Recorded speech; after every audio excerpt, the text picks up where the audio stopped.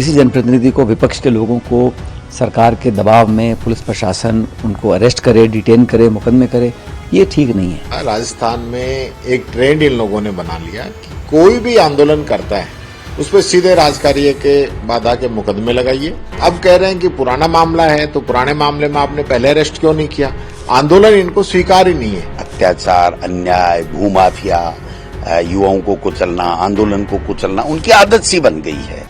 Rajasthan university के निवर्तमान छात्र संघ अध्यक्ष निर्मल चौधरी को पुलिस ने हिरासत में लिया है।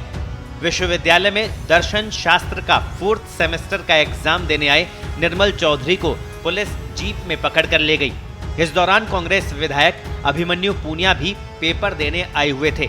डीसीपी जयपुर ईस्ट तेजस्वी गौतम का कहना है कि कांग्रेस विधायक अभिमन्यु पूनिया के खिलाफ कोई कार्रवाई नहीं की गई है। वे खुद पुलिस की जीप में बैठे थे। निर्मल चौधरी को 2022 के उस मुकदमे में डिटेन किया गया है जिसमें उन्होंने पुलिस की जीप तोड़कर डीएसपी मुकेश चौधरी को घायल किया था। छात्र नेता निर्मल चौधरी पर साल 2022 में एक मुकदमा गांधीनगर पुलिस थाने में दर्ज हुआ था जिसमें एसएचओ की वर्दी फाड़ने, राजकार्य में बाधा पहुंचाने, सरकारी संपत्ति को नुकसान पहुंचाने के आरोप है। 22 अगस्त 2022 को राजस्थान यूनिवर्सिटी में चुनावों से पहले नामांकन के पहले दिन रैली निकाली जा रही थी। इस दौरान पुलिस और छात्रों की नोकझोंक हुई थी। बताया गया कि छात्र और नेता बिना अनुमति के रैली निकाल रहे थे, जिसके बाद पुलिस ने एक्शन लिया था। इस हिंसक झड़प में डीएसपी मुकेश चौधरी का सिर फूट गया था। वहीं पुलिस ने भी स्टूडेंट पर जमकर लाठियां भांजी थी। कई स्टूडेंट्स को भी चोट आई थी। साल 2022 में राजस्थान विश्वविद्यालय के छात्र संघ अध्यक्ष चुनाव में निर्मल चौधरी ने निर्दलीय जीत दर्ज की थी।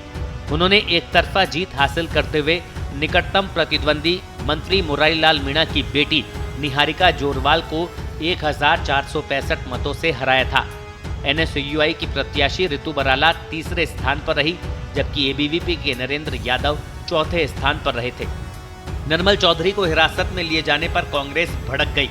पूर्व मुख्यमंत्री अशोक गहलोत समेत सचिन पायलट, गोविंद सिंह डोटासरा, टीकाराम जूली और नागौर से आरएलपी सांसद हनुमान बेनीवाल ने भजनलाल सरकार को आड़े हाथ लिया। और लोकतांत्रिक व्यवस्था में अपनी बात को रखना, धरना देना, प्रदर्शन करना, वाजिब मांगों को उठाना, ये उनका दायित्व है, जिम्मेदारी है विपक्ष के लोगों की। और जब कल देर रात जाके मामला सुलझा, विलंब के बाद, उसके बाद इस प्रकार की द्वेषपूर्ण कार्रवाई करना मैं समझता हूँ गलत है। और किसी जनप्रतिनिधि को, विपक्ष के लोगों को सरकार के दबाव में पुलिस प्रशासन उनको अरेस्ट करे, डिटेन करे, मुकदमे करे, ये ठीक नहीं है।